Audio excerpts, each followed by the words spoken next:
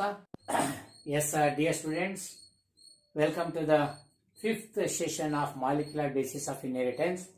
So, in the last class about this chapter, we discussed the types of RNAs, and again I am going to recall about the types of RNAs after transcription also. Today, this class for DNA replication, one of the 5 marks question and important corner of the concept for the examination purpose. Then follow me. So DNA replication. What is meant by DNA replication? So when we were discussing about the properties of the genetic material yesterday or last video, so we quoted so many properties. Of them, DNA, it should produce its own replica. That means DNA should produce its own daughter DNA molecules. So that is the process of replication.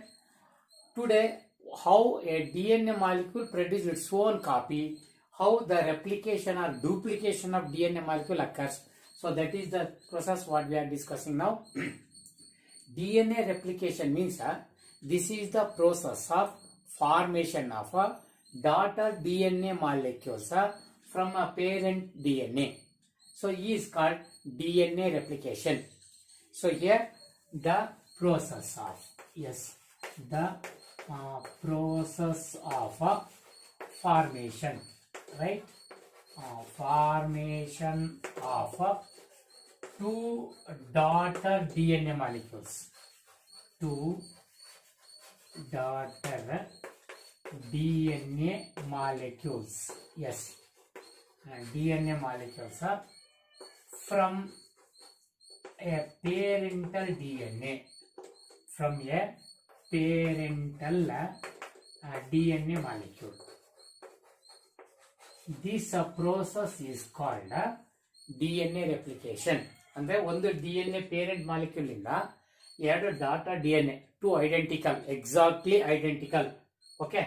So ಎರಡು daughter molecules ಗಳು ಬರ್ತಕ್ಕಂಥ process of formation of two exactly similar daughter DNA molecule. Okay. From a parental molecule. That process is called DNA replication. Okay. So to understand this better, before going to the steps of DNA replication, it is better to mention the enzymes that involved in the process. Okay. Let me introduce those enzymes before this. So there are so many enzymes involved in the process of DNA replication. ನೋಡಿ, ಇಡೀ ವಿಶ್ವದಲ್ಲಿ ಇಡೀ living world ಅಲ್ಲೇನೆ ತನ್ನನ್ನೇ ತನ್ನ copy ಮಾಡ್ಕೊಳಕ್ ಆಗ್ತಕ್ಕಂಥದ್ದು DNA ಮಾತ್ರ. ಅದನ್ನ ಬಹುಶಃ ಜೀವ ಅಂತ ಕರಿಬಹುದೇನೋ. ಯಾಕಂದ್ರೆ ಇನ್ಯಾರು ಕೂಡ ತನ್ನನ್ನು ತಾನು ಕಾಪಿ ಮಾಡ್ಕೊಳಕ್ಕಾಗಲ್ಲ. ಬೇರೆ ಎಲ್ಲರೂ ಕೂಡ ಈ ಎಂಜೈಮ್ಸ್ ಇಂದ ಅಥವಾ ನಮ್ಮ DNA ಜೀನ್ಸ್ ಕಂಟ್ರೋಲ್ ಇಂದಲೇ ನಡಿಬೇಕು. DNA ಮಾತ್ರ ತನ್ನ ಅದಕ್ಕಾಗಿ ಇದನ್ನ ಮಾಸ್ಟರ್ ಮಾಲಿಕ್ಯೂಲ್ ಅಂತ ಕರೆಯೋದು DNA ನ. So this entire process of duplication of DNA, it occurs at the time of S phase of the cell cycle. Don't forget this. This is very important for CET and NEET. So it occurs at the S phase of a cell cycle. So already you have studied a cell cycle in first year PUC. So during that we explained about the synthesis of DNA during cell cycle. During cell cycle there is gap on G1, S, G2. So in interphase. So in S phase the DNA duplication occurs. So that is an important question for you. Okay. So DNA duplication or replication occurs at the time of S phase of the cell cycle. During this process, so many enzymes are involved in the process. Of them, the first one, helicase. Okay, helicase. It is also called unwindase. Unwindase. Okay, so unwindase ಅಂತ ಕೂಡ ಕರಿಬಹುದು, helicase. After this, let me go for gyrase. Okay, so gyrase, then topoisomerase. Topoisomerase. Topoisomerase, and then RNA polymerase. RNA, so polymerase. Okay, RNA polymerase, and then DNA. Yes, so DNA. Okay, DNA polymerase. Yes. Third, let me take first the third. after this first DNA polymerase first, after this DNA ligase, and then DNA polymerase second. Okay, so DNA polymerase second. Okay, so these are the various enzymes that involved in the entire process of DNA replication. ನೋಡಿ, ಅವನ್ನ ನಾನು ಬೇಕಾದ order ಬರ್ಕೊಂಡಿದ್ದೀನಿ. ಯಾರ್ಯಾರು ಯಾವಾಗ ಬಂದು ಕೆಲಸ ಮಾಡ್ತಾರೋ ಅದಾದ್ಮೇಲೆ ಬರ್ಕೊಂಡಿದ್ದೀನಿ. ನಾನೀಗ ಹೆಲಿಕೇಸ್ ಅಥವಾ ಅನ್ವೈಂಡೇಸ್ ಅಂತಕ್ಕಂಥದ್ದು, ಏನ್ DNA is the double helix model, right handed fashion, left handed fashion ಅಂತೆಲ್ಲ ಓದ್ಕೊಂಡಿವಲ್ಲ, ಆ ತರ ಏನು ಸ್ಪೈರಲ್ ಸ್ಟೇರ್ ಕೇಸ್ ತರ ಸುತ್ಕೊಂಡಿದಾವ, ಇದನ್ನ ಅನ್ವೈಂಡಿಂಗ್ ಈ ತರ ಅನ್ವೈಂಡಿಂಗ್ ಮಾಡ್ತಕ್ಕಂಥದ್ದು. ಲ್ಯಾಡರ್ ಶೇಪ್ ಬರಬೇಕು. ಈ ತರ ಏನು ವೈಂಡಿಂಗ್ ಆಗಿದೋ ಇದೆಲ್ಲ ಬಿಚ್ಕೊಂಡು ಈ ತರ ಲ್ಯಾಡರ್ ಶೇಪ್ ಬರಬೇಕು. ಸೊ ಅದನ್ನ ಅನ್ವೈಂಡಿಂಗ್ ಅಂತ ಕರಿತಕ್ಕಂಥದ್ದು. ಆ ಕೆಲಸನ ಹೆಲಿಕೇಸ್ ಬಂದ್ ಮಾಡ್ತಾನೆ. ಹಾಗಾಗಿ ಹೆಲಿಕೇಸ್ ಅನ್ವೈಂಡಿಂಗ್ ಫಸ್ಟ್ ಬಂದು ವೈಂಡಿಂಗ್ ಅನ್ವೈಂಡ್ ಮಾಡ್ತಾನೆ. ಈ ತರ ವೈಂಡಿಂಗ್ ಇರೋದನ್ನ ಈ ತರ ಅನ್ವೈಂಡಿಂಗ್ ಮಾಡ್ತಾ ಹೋದ್ರೆ ಇಲ್ಲಿ ಉಳಿದಿರ್ತಂತ ಪೊಸಿಷನ್ ಅಲ್ಲಿ ಏನು ಸೂಪರ್ ಕಾಯಿಲಿಂಗ್ ಸಂಖ್ಯೆ ಜಾಸ್ತಿ ಆಗ್ತವೆ, ಕಾಯಿಲಿಂಗ್ ಜಾಸ್ತಿ ಆಗ್ತವೆ. ಈ ಹಗ್ಗನ ನೀವು ಸುತ್ಕೊಂಡ್ರೆ ಹಗ್ಗನ ಬೇಕಾದ್ರೆ ಎರಡು ಎಳೆ ತಗೊಂಡು ಬಿಸ್ತಾ ಹೋದ್ರೆ ಆ ಮುಂದಿರ್ತಕ್ಕಂಥ ಹಗ್ಗ ಏನಿದೆ ಅಲ್ಲಿ ಸುರುಳಿಗಳು ಜಾಸ್ತಿ ಆಗ್ತವೆ, ಆದ್ರೆ ಕಾಯಿಲಿಂಗ್ ಜಾಸ್ತಿ ಆಗುತ್ತೆ. ಆ ತರ ಸೂಪರ್ ಕಾಯಿಲಿಂಗ್ಗಳಾಗ್ತಾವಲ್ಲ, ಆ ಸೂಪರ್ ಕಾಯಿಲಿಂಗ್ ರಿಲೀವ್ ಮಾಡ್ತಕ್ಕಂಥ ಕೆಲಸ ಗೈರೇಸೆದು. ಇದು ಆದ್ಮೇಲೆ ಟೋಪೋಐಸೋಮರೇಸೆ. ಆ ತರ ಸೂಪರ್ ಕಾಯಿಲಿಂಗ್ ಆದ್ಮೇಲೆ ಅನ್ವೈಂಡಿಂಗ್ ಆ ಪ್ರೊಸೆಸ್ ಸ್ಲೋ ಆಗುತ್ತೆ, ಸ್ಟ್ರೆಸ್ ಅಂತ ಆಗುತ್ತೆ ಇದಕ್ಕೆ. ಯಾಕಂದ್ರೆ ಸೂಪರ್ ಕಾಯಿಲಿಂಗ್ ಜಾಸ್ತಿ ಆಗ್ತಿರ್ತವೆ ಎಲ್ಲ ಆ ಫೋರ್ಕಿನ್ ಮುಂದೆ. ಅವನು ಆ ಸ್ಟ್ರೆಸ್ ಅನ್ನ ಕಡಿಮೆ ಮಾಡ್ಲಿಕ್ಕಾಗಿ ಟೋಪೋಐಸೋಮರೇಸೆ ಇದನ್ನ ಕಟ್ ಅಂಡ್ ಜಾಯಿನಿಂಗ್ ಕೆಲಸ ಮಾಡ್ತಾ ಹೋಗುತ್ತೆ. ಟೋಪೋಐಸೋಮರೇಸೆ ಈ ಕಟ್ ಅಂಡ್ ಜಾಯಿನಿಂಗ್ ಮಾಡೋದ್ರಿಂದ ಅನ್ವೈಂಡಿಂಗ್ ಪ್ರೊಸೆಸ್ ಈಸಿ ಮಾಡ್ಕೊಡೋದು ಈ ಟೋಪೋಐಸೋಮರೇಸ್. ಇದು ಆದ್ಮೇಲೆ RNA ಪಾಲಿಮರೇಸೆ ಎಂಜೈಮ್ ಬೇಕಿಲ್ಲಿ. RNA ಪಾಲಿಮರೇಸೆ ಅದಕ್ಕೆ RNAಗಳನ್ನ ಒಳ್ಳೆ ಓದ್ಕೊಂಡಿದೀವಿ. RNA ಪಾಲಿಮರೇಸೆ 1 2 3 ಇದಾರೆ, ಅದ್ರ ಮೇಲೆ ಆಮೇಲೆ ಹೇಳ್ತೀನಿ ನಾನೀಗ. ಸೊ RNA 1 2 3 ಅಲ್ಲಿ ಡಿವಿಷನ್ ಆಫ್ ಲೇಬರ್ ಇದೆ ಅಂತ ನಿಮ್ಗೆ ಹೇಳಿದ್ದೀನಿ. ಓಕೆ, ಸೊ ಅದರಲ್ಲಿ mRNA RNA ಪಾಲಿಮರೇಸೆ ಸೆಕೆಂಡ್ ತಯಾರು ಮಾಡ್ಕೊಡ್ತಾನೆ.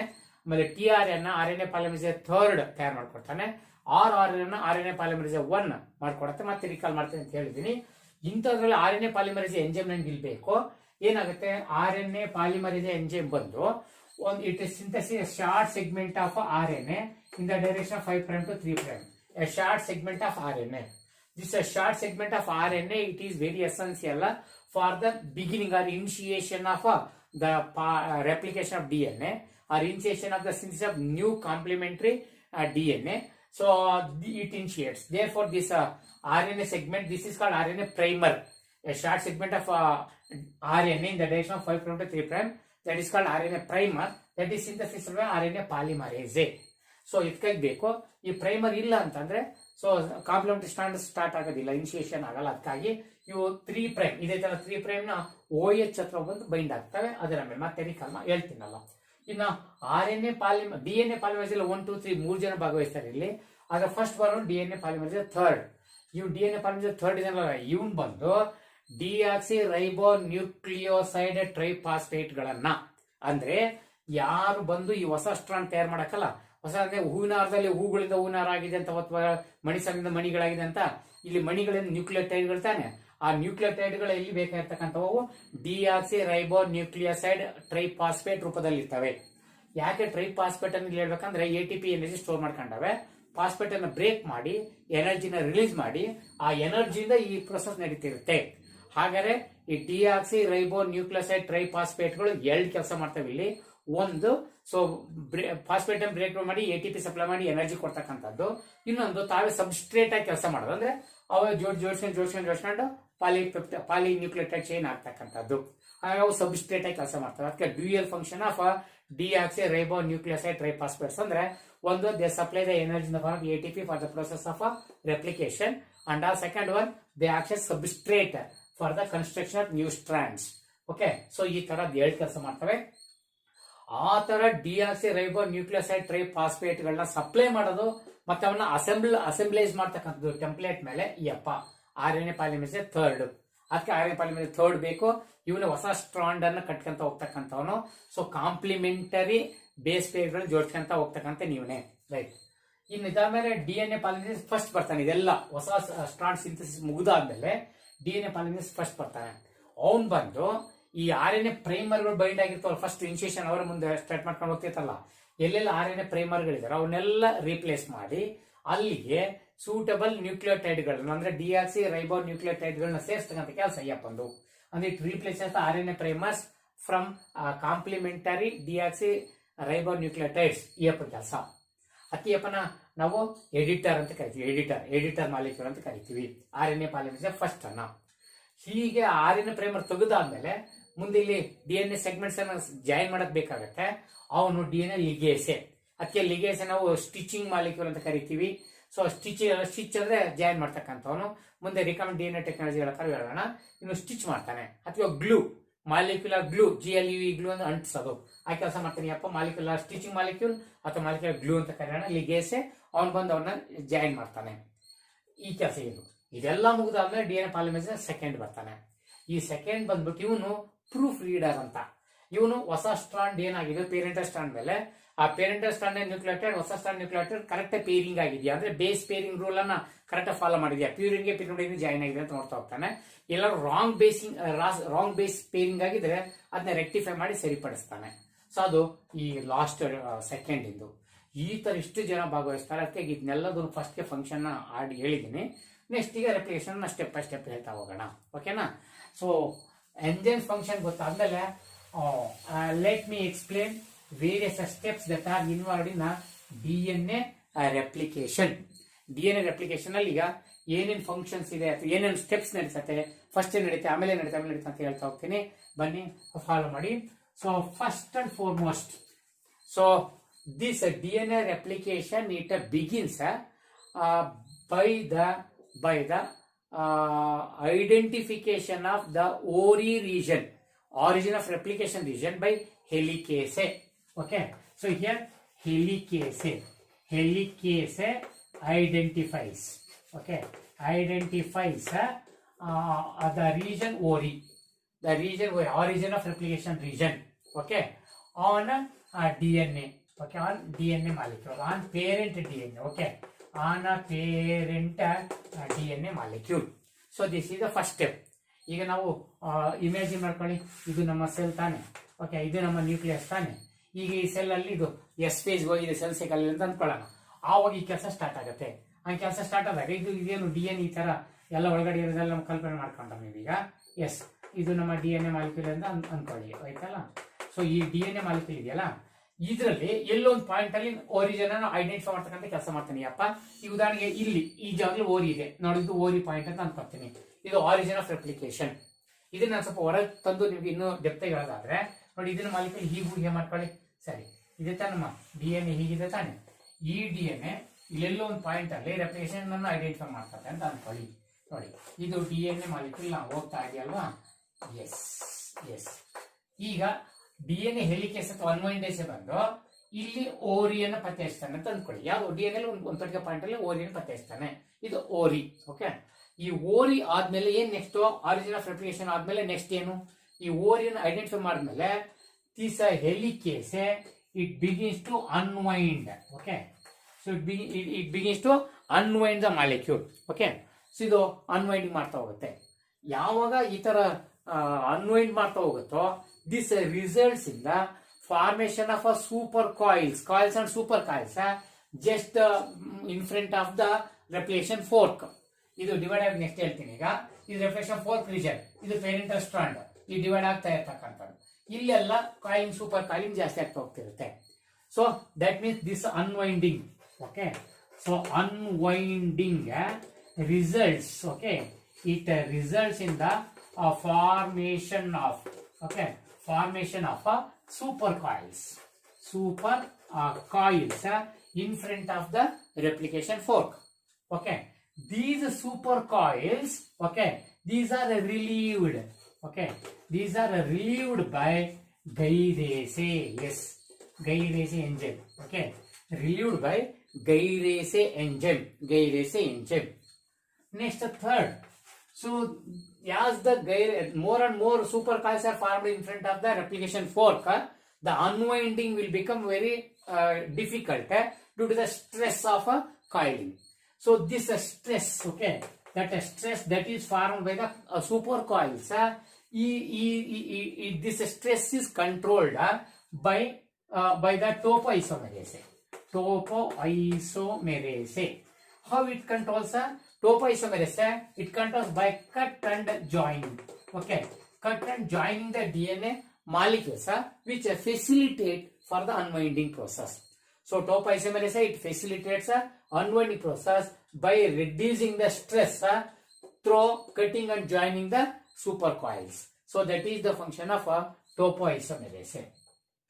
So as this process proceeds, ಈ process ಮುಂದುವರಿತಾ ಹೋದಂತೆ ಮುಂದೆ ಏನಾಗ್ತದೆ ಅಂತಂದ್ರೆ ನೆಕ್ಸ್ಟ್ ಈ ಅನ್ವೈಂಡಿಂಗ್ process ನಲ್ಲಿ as it becomes a direct ladder shape, the helicase enzyme it break down. Okay, so helicase it breaks up or break down. Okay, so it break down hydrogen bonds.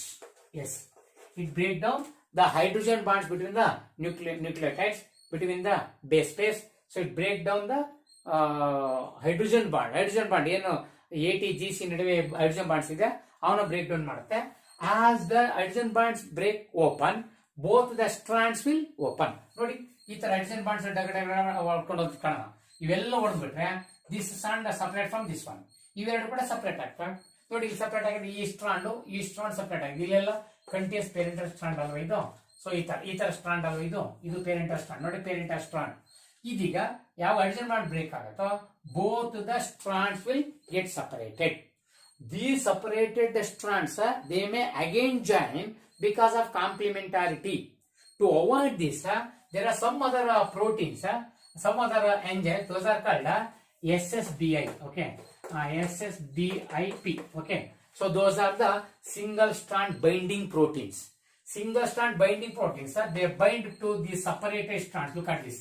You separated strands alli ಏನಂತ, ಇದೊಂದು separated strand, ಇದೊಂದಾದ್ರೆ ಈ single strand binding proteins ಇದಾವಲ್ಲ, they bind to the separated and they avoid the rejoining of these separated strands. ನೋಡಿ ಅಲ್ಲೇ ಹಿಡಿದಿಟ್ಬಿಡ್ತವೆ, ಮತ್ತೆ ವಾಪಸ್ ಬಂದು ಜಾಯಿನ್ ಆಗಿ ತಪ್ಪಿಸ್ತವೆ. ಅದಕ್ಕೆ ಸಿಂಗಲ್ ಸ್ಟ್ರಾಂಡ್ ಬೈಂಡಿಂಗ್ ಪ್ರೋಟೀನ್ಸ್ ತುಂಬಾ ಹೆಲ್ಪ್ ಮಾಡ್ತವೆ. ಅದೊಂದು ಇಂಪಾರ್ಟೆಂಟ್ ವಿಷಯ ಅಂತ ಅನ್ಕೋಬಹುದು. So this results in the or this unzipping. ನೋಡೋ ಜಿಪ್ ಹಾಕಿ ಜಿಪ್ ಅನ್ನು ಓಪನ್ ಮಾಡಿದ್ರೆ ಹೇಗೆ ಎರಡು ಸ್ಟ್ರಾಂಡ್ಸ್ ಓಪನ್ ಆಗ್ತಾವ, ಅಥವಾ ಆ ತರನೇ ಇಲ್ಲಿ ಅನ್ಜಿಪ್ಪಿಂಗ್ ಆಗ್ತಾ ಹೋದಂಗೆ ಈ ಸ್ಟ್ರಾಂಡ್ ಇದು ಅನ್ಜಿಪ್ಪಿಂಗ್ ಆಗ್ತಾ ಹೋದಂಗೆ. So it gives a Y shape structure. Look at this. ನೋಡಿ ಈ ತರ ಇಷ್ಟೇನು ಊಹೆ ಮಾಡ್ತಾರೆ ನೀವೀಗ. ಇದೊಂದು ಸ್ಟ್ರಾಂಡ್ ಇದು ಪೇರೆಂಟಲ್ ಸ್ಟ್ರಾಂಡ್ ಹೋಗ್ತಾ ಇದೆ. ಓಕೆ, ಸೊ ಈಗ ಇದೊಂದು ಸ್ಟ್ರಾಂಡ್ ಇವೆರಡು ಸ್ಟ್ರಾಂಡ್ ಸಪರೇಟ್ ಆದಂತಂದ್ರೆ so it forms a Y shape. Okay, look at this. ಈ ಚಿತ್ರ ನೀವು ಬರೆಯಕ್ಕೆ ಕಲ್ತ್ಕೋಬೇಕು. ಇದು ವೈ ಶೇಪ್ ಬರುತ್ತೆ. This Y shape form is called replication fork. That is called a replication fork. ಇದನ್ನ replication fork ಅಂತ ಕರಿಬೇಕು. What is replication fork ಅಂತ ಕೇಳ್ತೀವಿ. Okay, replication fork. So due to the unzipping of DNA molecule by the helicase enzyme during replication, it forms a Y-shaped structure. Such Y-shaped structures are called replication forks. Replication fork ಅಂತ ಕರಿಬೇಕು. Okay, ನೋಡಿ ಇಲ್ಲಿ replication fork ನಡೀತಾ ಇದೆ. ಈ area ಇದು replication fork ಇರ್ತಕ್ಕಂಥ area, ಇದು ರೆಪ್ಲಿಕೇಶನ್ ಫೋರ್ಕ್ ರೀಜನ್. ಓಕೆ, ಇದು ಪೇರೆಂಟಲ್ ಸ್ಟ್ರಾಂಡ್, ಇವೆರಡು ಸಪರೇಟೆಡ್ ಸ್ಟ್ರಾಂಡ್ಸ್ ಆಗಿದ್ದಾವೆ. ಓಕೆ, ಈ ತರ ಸಪರೇಟ್ ಆಗಿರ್ತಕ್ಕಂಥದ್ದು ರೆಪ್ಲಿಕೇಶನ್ ಫೋರ್ಕ್ ಬರ್ತಕ್ಕಂಥದ್ದು. ಎಸ್, ಈ ತರ ರೆಪ್ಲಿಕೇಶನ್ ಫೋರ್ಕ್ ಫಾರ್ಮೇಶನ್ ಆದ್ಮೇಲೆ ವಾಟ್ ನೆಕ್ಸ್ಟ್? ಈ ತರ ಡಿವೈಡ್ ಆಗ್ತಾ ಹೋದ ಹಾಗೇನೆ ಬೋತ್ ದ ಸ್ಟ್ರಾಂಡ್ಸ್. ನೋಡಿ ಇದು 3' to 5' ಸ್ಟ್ರಾಂಡ್ ಇದು ಕಾಣ್ತಿದೆ, ಇದು 5' to 3' ಸ್ಟ್ರಾಂಡ್ ಕಾಣ್ತಿದೆ. ಇವೆರಡು ಸ್ಟ್ರಾಂಡ್ ಇದಾವಲ್ಲ, both the strands act as a template. Both the strands of DNA act as a template. Template means this is the strand which is capable of synthesis a new strand upon it. Okay, so the strand which is having capability to synthesis a new strand on it, so is called ಈ ತರ strand formation ಅದಕ್ಕೆ ಯಾರು ಮಾಡ್ಕೊಡ್ತಾರೋ ಅವ್ರನ್ನ template ಅಂತ ಕರೀತಾರೆ. ಈಗ ಇದು template ಆಗಿ ಕೆಲಸ ಮಾಡುತ್ತೆ, ಇದು ಟೆಂಪ್ಲೇಟ್ ಆಗಿ ಕೆಲಸ ಮಾಡುತ್ತೆ. ರಿಮೆಂಬರ್ ದಿಸ್, ಇನ್ ಟ್ರಾನ್ಸ್ಕ್ರಿಪ್ಷನ್ ಇವೆರಡು ಕೂಡ ಅಲ್ಲಿ ಟೆಂಪ್ಲೇಟ್ ಆಗಿ ಕೆಲಸ ಮಾಡಲ್ಲ, ಒಬ್ಬ ಮಾತ್ರ ಮಾಡ್ತಾನೆ ಅಲ್ಲಿ ಟ್ರಾನ್ಸ್ಕ್ರಿಪ್ಷನ್ RNA ತಯಾರಾಗಬೇಕಾದ್ರೆ. ಬಟ್ ಇಲ್ಲಿಬ್ರು ಕೂಡ ಟೆಂಪ್ಲೇಟ್ ಆಗಿ ಕೆಲಸ ಮಾಡ್ತಾರೆ, ಅಂದ್ರೆ ಇಬ್ರು ಕೂಡ ಹೊಸ ಸ್ಟ್ರಾಂಡ್ ಅನ್ನ ತಮ್ಮ ಮೇಲೆ ಸಿಂಥಸಿಸ್ ಮಾಡ್ತಕ್ಕಂಥ ಕೆಪಾಸಿಟಿ ಹೊಂದಿದ್ದಾರೆ. ಓಕೆ, ಹಾಗಾಗಿ both of them acts as the template. ಅದು ನಿಮಗೆ ಗೊತ್ತಿರಲಿ. Next what next?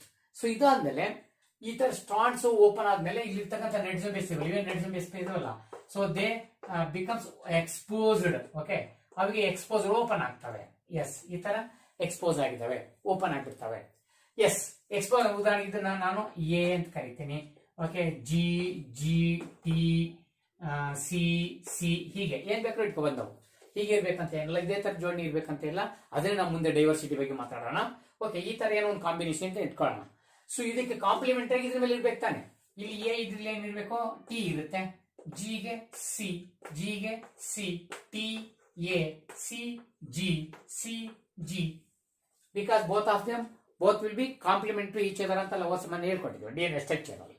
ಸೊ ಈ ತರ ಒಂದು ಎಕ್ಸ್ಪೋಸ್ಡ್ ನ್ಯೂಕ್ಲಿಯೋಟೈಡ್ಸ್ಗಳು ಬರ್ತವೆ. ಈಗ ನೆಕ್ಸ್ಟ್ ವಾಟ್ ಹ್ಯಾಪನ್, ಇದಾದ್ಮೇಲೆ ಬರ್ತಕ್ಕಂಥ ನಮ್ಮ ಎಂಜೈಮ್ ಹೆಲಿಕೇಸ್ ಆಯ್ತು, ಗೈರೇಸ್ ಆಯ್ತು, ಟೋಪೈಸಮರೇಸ್ ಆಯ್ತು. ಈಗ R N A primer, R N A polymerase enzyme ಬರ್ತಾನೆ.